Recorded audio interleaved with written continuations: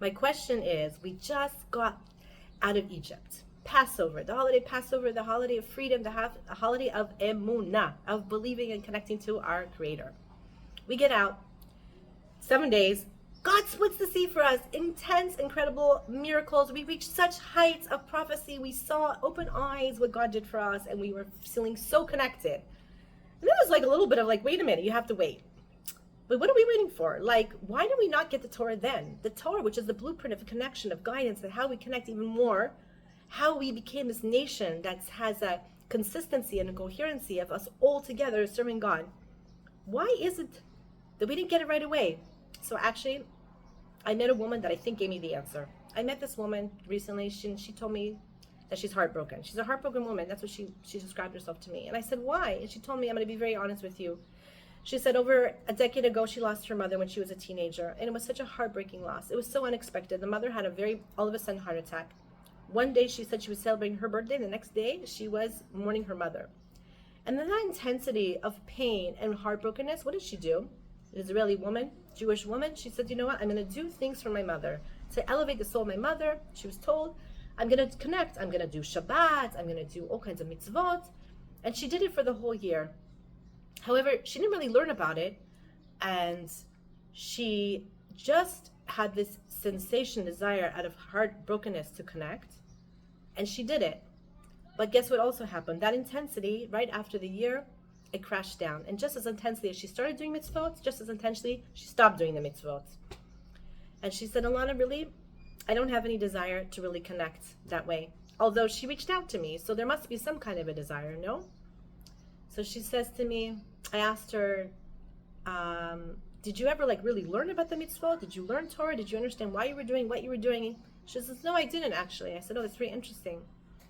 Another thing she told me is that she said, and she was crying with tears, and she was saying to me, I'm sorry to make you sad. She was telling me, I'm sorry to make me sad. And she kept telling me how beautiful her mother was, and how wise her mother was, and how good her mother was. And I said, actually, I find it very beautiful. It's not making me very sad, and it makes me sad, but in a different way. I find it so touching that you had such a beautiful mother, and that such mothers exist, and she had such a beautiful daughter who loved her so much.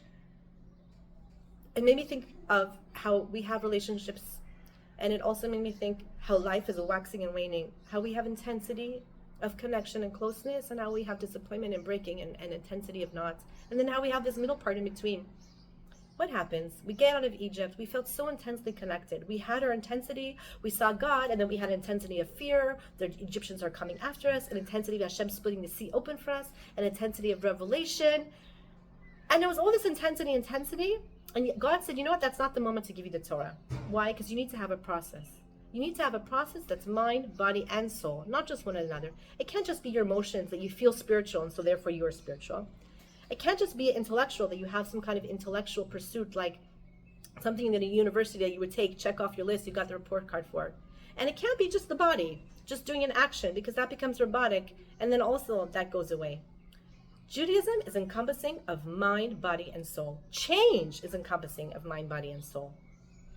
It's an emotion, it's intellectual, and it's the whole body.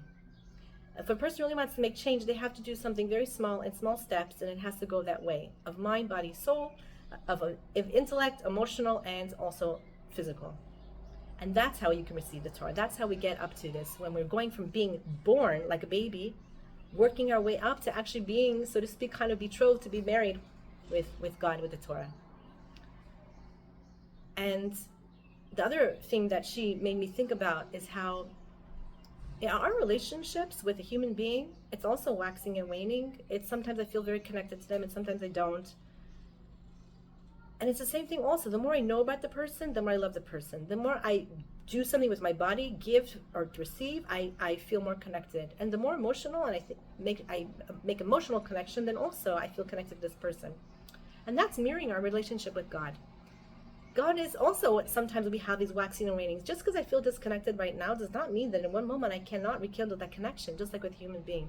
But it encompasses the mind, body, soul. It encompasses the mind, the emotion, and the physical in order to form that connection. So even in those moments where we feel so disconnected, we have to know that the next moment we can feel very disconnected. And how we can feel very connected, And how do we feel that connection? By learning, by bringing ourselves to feel and the thoughts that we think, and also by doing.